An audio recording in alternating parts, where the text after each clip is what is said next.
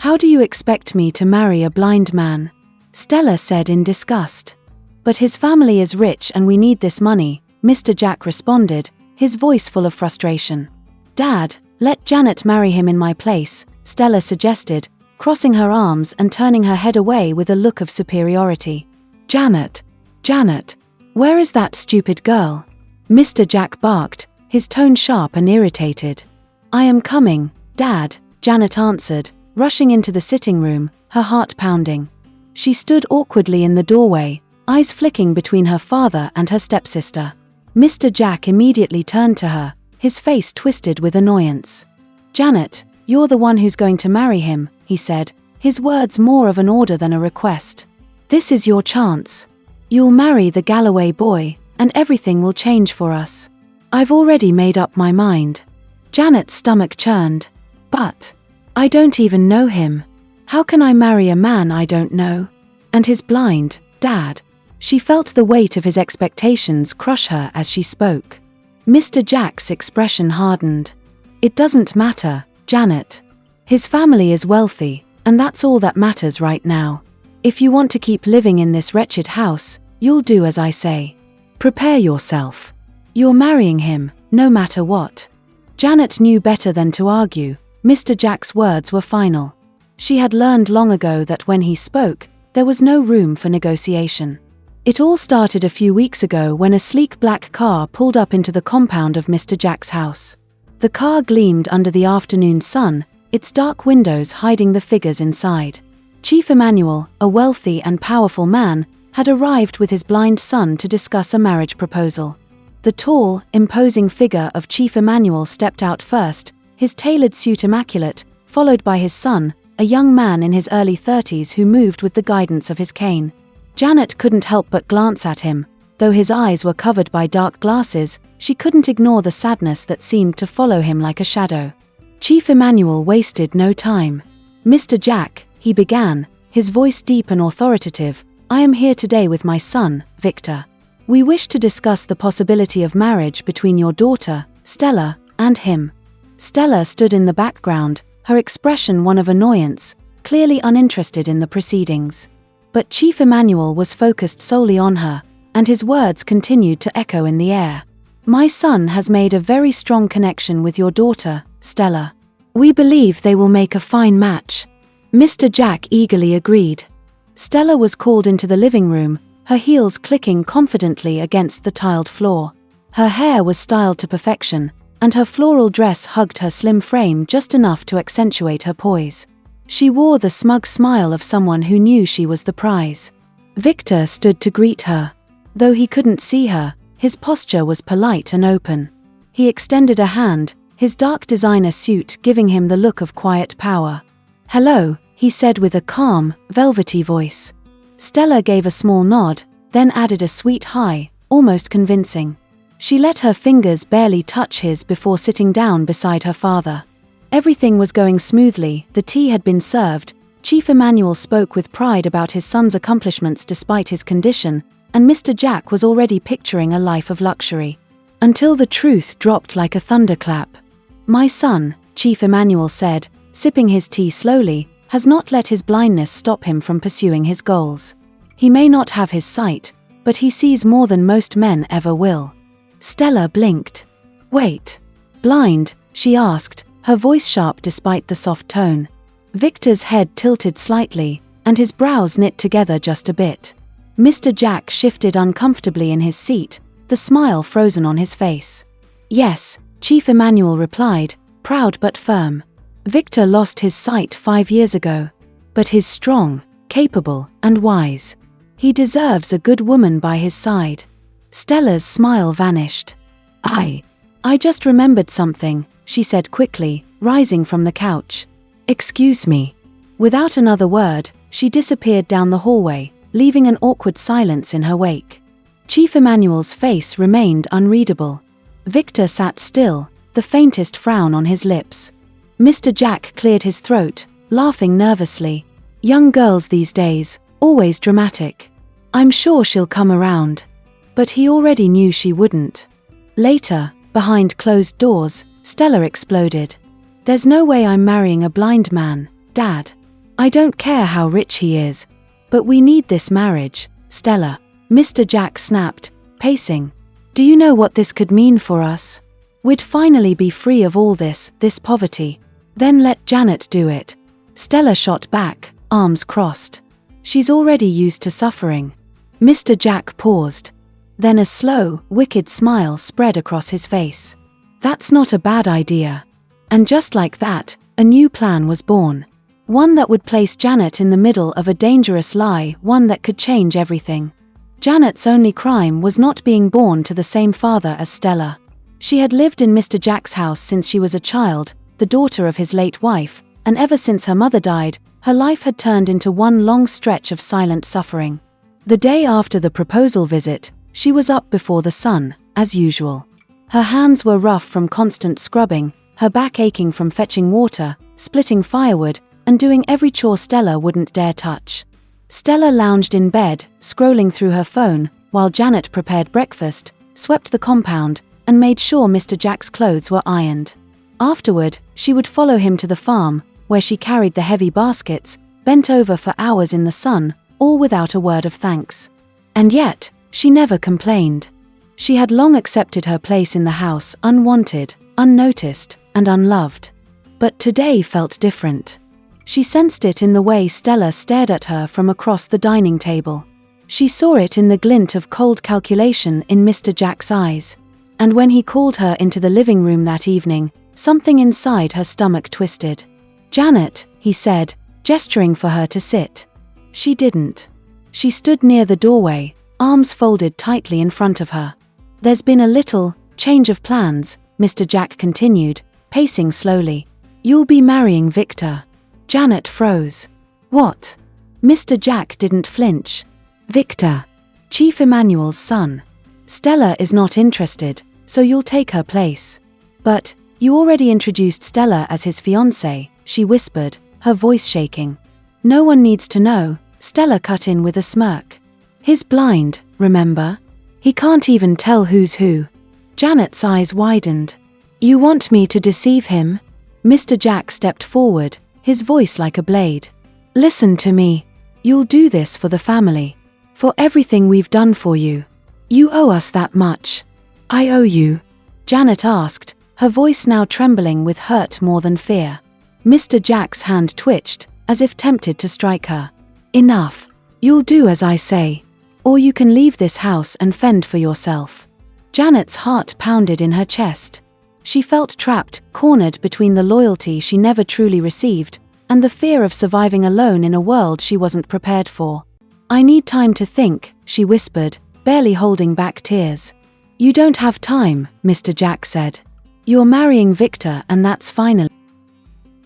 As she turned to leave the room, Stella's laughter followed her like a cruel echo down the hall. She knew arguing was useless. A few days later, the compound buzzed with activity. Women moved in and out, arms filled with colorful fabrics, baskets of food, and ceremonial items. Drums echoed faintly in the background as the village prepared for the traditional marriage of Stella, or rather, the marriage of Janet in Stella's name. Janet stood quietly in the corner of the courtyard, her hands wrapped tightly around the broom she had long forgotten to use. She watched as neighbors offered congratulations, unaware of the cruel switch taking place right under their noses. The tailor arrived with the final fittings, beaded blouses, coral necklaces, and a wrapper too bright for Janet's taste. It was all meant for Stella, but now it was hers to wear, along with the lie. "Try it on," Stella ordered, tossing the clothes into Janet's arms. "We need to be sure it fits. Wouldn't want you embarrassing us in front of Chief Emmanuel's people." Janet stared at the garments. They were beautiful, rich reds and golds, the kind of outfit she'd only ever admired from afar. But on her skin, they felt like a costume. A disguise. She tried to speak, to protest again, but Mr. Jack appeared in the doorway. "Go with the tailor," he said sharply. "And remember, one mistake, and you ruin this for all of us." That night, Janet sat alone by the fire behind the house. Her eyes traced the stars, her mind heavy with questions she had no answers to. What kind of marriage was this? Would Victor ever know the truth? Could love even exist inside such a lie? A soft breeze swept through the trees, carrying with it the sound of distant music and celebration, sounds meant for someone else. Someone loved. Someone chosen. But no one ever chose Janet. And tomorrow, she would walk into a marriage built on silence, secrets, and sorrow. Unless she ran. The next day arrived with the sun glowing softly over the village. The compound was filled with color, bright fabrics fluttered in the breeze, the scent of jollof rice and spicy pepper soup filled the air, and drummers beat out a rhythm that made even the elders nod in time. It was the day of the traditional marriage. Janet sat silently in the bridal chamber, dressed in the finest outfit she had ever worn. Her wrapper clung tightly to her waist, the coral beads heavy around her neck, her face painted in soft, traditional patterns. She looked like a bride, but she didn't feel like one. Every part of her screamed for escape, but her feet wouldn't move. Outside, guests gathered beneath canopies. Chief Emmanuel stood beside his son, Victor, dressed in fine agbada with gold embroidery. Victor held his cane gracefully, head bowed slightly as the murmurs around them grew louder. And then Chief Emmanuel turned, slowly scanning the area. His sharp eyes found Stella, dressed modestly in a simple gown, standing among the guests, arms crossed, her face showing no emotion. Then his gaze shifted to Janet, led forward by two elderly women. She kept her eyes down, her steps quiet, her hands trembling slightly. Chief Emmanuel's brows furrowed. The girl walking forward didn't look like the one they were introduced 2 days ago. The height was different, the face rounder, the spirit softer. They didn't resemble each other in the slightest. Victor, unable to see, simply smiled faintly as she approached. "Is she here?" he asked. "Yes, my son," Chief Emmanuel said, his voice even. "She's here." He said nothing more. He didn't ask questions. He didn't cause a scene. But inside, he knew. As the ceremony began, prayers chanted, cola nuts presented, drinks passed, Chief Emmanuel remained watchful. He clapped when expected, he smiled politely, but his mind was racing. He had been in politics and business long enough to know deception when it walked in front of him dressed in coral beads. Still, he said nothing. Not yet. Because sometimes, it was better to let a lie walk itself to the edge of a cliff. And as Victor took Janet's hand and the elders declared them husband and wife, Chief Emmanuel leaned back in his chair. He would wait. The sun had begun to set as they drove away from the village.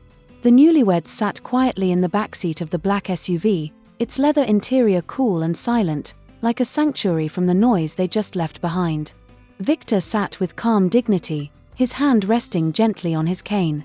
Janet sat beside him, hands folded tightly in her lap, her eyes glued to the window. Her face was turned away, but the sound of her quiet sobs couldn't be hidden, not from Victor, and certainly not from Chief Emmanuel, who sat up front beside the driver. The silence in the car was thick, the only sound the soft hum of tires on the road and the occasional sniffle from Janet. Chief Emmanuel said nothing. He didn't turn to confront her, didn't ask questions or demand the truth. But his mind was sharp, razor sharp, and he had seen too much to be fooled. This girl, this was not the same person they had been introduced to. But she hadn't come up with this. He was sure of it. Her discomfort was too raw, too real. She wasn't acting, she was surviving. He leaned back slightly, adjusting the cap on his head, and spoke only once during the ride. "You're welcome to our home, Janet." His voice was low and gentle. She flinched slightly at the sound of her name. Not Stella. Not the bride. Janet. She glanced up for the first time, confused. Had he just acknowledged the truth? She turned her gaze toward Victor, who was facing forward, a calm expression on his face. "Thank you, sir," she whispered. Victor smiled faintly. "You don't have to be afraid." Janet blinked at him. "I don't know what you're going through," he added softly, "but I hope we can at least be kind to each other." Her throat tightened. She had expected coldness, suspicion, maybe even anger. But not this. Not kindness. Chief Emmanuel watched from the corner of his eye. He said nothing more for the rest of the trip, choosing instead to observe, quietly, patiently. Whatever game Mr. Jack and his daughter had played, it wasn't over yet. But now, the pieces were on his board. And he would wait to see what kind of woman Janet truly was. Because sometimes, the truth didn't need to be forced, it revealed itself in time. The car rolled to a smooth stop in front of the mansion, and Janet stared through the tinted window, her breath caught in her throat. She had never seen a house so big, not even in pictures. The gates alone were taller than any building in her village, and beyond them stood a mansion that seemed to stretch into the sky. White marble pillars framed the grand entrance, with wide steps leading to gold-trimmed doors. Lights sparkled from every corner like stars had fallen and taken residence here. Janet stepped out hesitantly, her sandals crunching against the gravel driveway. Her eyes darted from the ornate fountain in the middle of the courtyard to the rows of perfectly trimmed hedges lining the path. She felt like she didn't belong. The mansion's front doors swung open, and house staff stood in a neat line, bowing slightly as Chief Emmanuel and Victor entered. Janet followed behind, her hands trembling at her sides. The inside of the house was even more surreal: grand chandeliers, polished floors so clean they reflected her feet, walls decorated with paintings and family portraits. Every corner whispered of wealth, power, and a life far removed from the one she'd known. "This way, madam," a woman said gently, leading her up the staircase. Janet's heart pounded as she was shown to her room, spacious, tastefully decorated, and surprisingly warm. The bed was twice the size of the one she shared with Stella back home, the sheets smooth and crisp. A balcony overlooked a private garden below. She barely noticed when the woman pointed toward another door just across the hall. "That's Chief Victor's room," she said. Janet nodded silently, overwhelmed. Later that evening, she was invited to dinner. She wore a soft peach dress one of the maids had helped her change into. Her hands shook as she descended the grand staircase, feeling the weight of every eye even if most were kind. Victor was already seated at the long dining table, a soft smile on his face as he sensed her presence.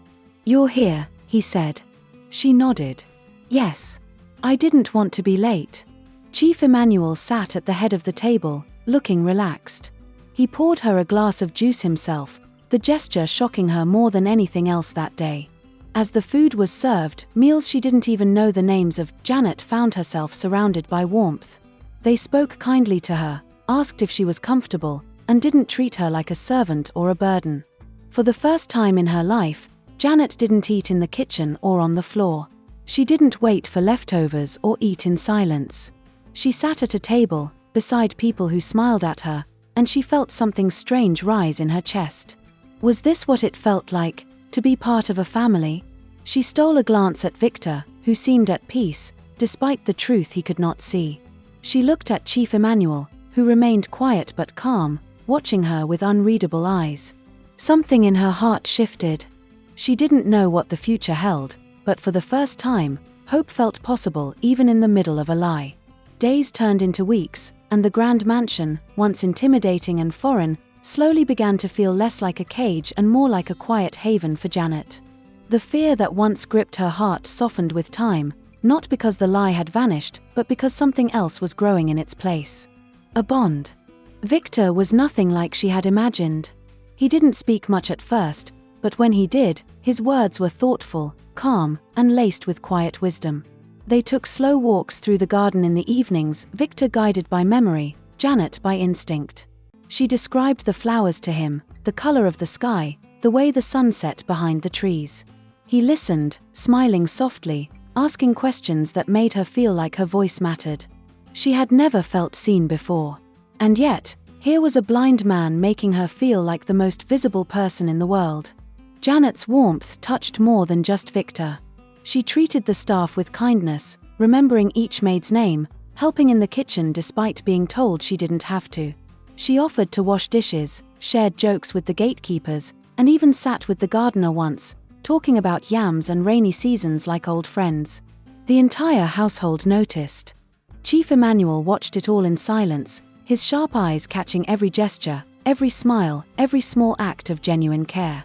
This wasn't pretense. This girl, whoever she truly was, had a spirit too sincere to fake. He had expected a spoiled, reluctant bride, a girl pushed into wealth who would take it for granted. Instead, he got Janet. One evening, as the sun painted gold across the walls of the sitting room, Chief Emmanuel called Victor into his study. "How are you and your wife?" he asked. Victor smiled gently. She's kind, gentle. There's peace when she's around. I didn't expect it, but I feel like I've known her longer than just a few weeks. Chief Emmanuel nodded slowly, the corners of his mouth lifting. Good, he said. That's very good. He didn't mention the switch. Not yet. Because what was happening between them was real. And he believed in letting truth unfold in its own time. In her room that night, Janet stood by the balcony, staring out into the dark sky. She knew the days of hiding were numbered. But in the silence of the mansion, with Victor's laughter echoing faintly from down the hall, she also knew something had changed. She was falling in love. And for the first time in her life, someone might just be falling in love with her too. Meanwhile, back at Mr. Jack's house, the air was thick with celebration, but not the kind born from joy or love. It was the clinking of glasses, the scent of fried meat, and the loud laughter that filled the compound. The money from Janet's marriage had come in, and to Mr. Jack and Stella, that was all that mattered. They didn't care where Janet was sleeping, how she was adjusting, or if she cried herself to sleep at night. They had gotten what they wanted. A new generator now roared at the corner of the house, a fancy flat-screen TV was mounted on the wall, and Stella had changed her entire wardrobe, wearing imported clothes and expensive perfumes like a queen in her own world. People from the village came and went, praising Mr. Jack for raising a daughter who had married into wealth. He smiled proudly, never correcting them. If anyone asked why Stella hadn't gone, he waved the question away. Family decisions, he would say, puffing on his pipe. It doesn't concern outsiders. The thought that Chief Emmanuel might have noticed the switch never crossed his mind, or rather, he didn't let it bother him. To him, a wife is a wife, he muttered one night, counting the remaining cash. And she's blind too, so it makes no difference. Stella laughed, sipping juice from a wine glass. Can you believe how easy it was? That man's probably thanking us for giving him a girl like Janet. They both laughed. But behind that laughter was a false sense of security. Because Mr. Jack didn't understand the kind of man Chief Emmanuel was. He didn't see the quiet way the man observed everything, the silent power he carried behind his measured words. He believed that wealth meant blindness, and that once the money was handed over, all was forgotten. But some men don't forget. And some debts are not paid in cash,